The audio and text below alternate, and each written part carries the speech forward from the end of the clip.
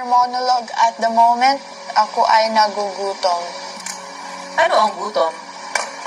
Gutom is a word in Tagalog.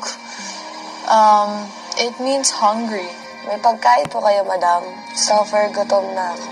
Ano ang solusyon sa gutom?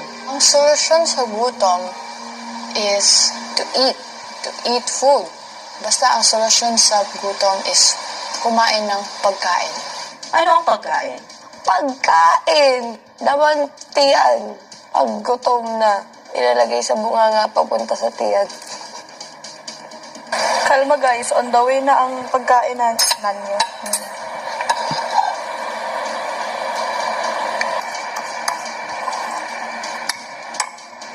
Ay kailangan natin magmadali dahil hindi natin alam kung sila ay nagugutom na ba, pero I'm sure nagugutom na sila.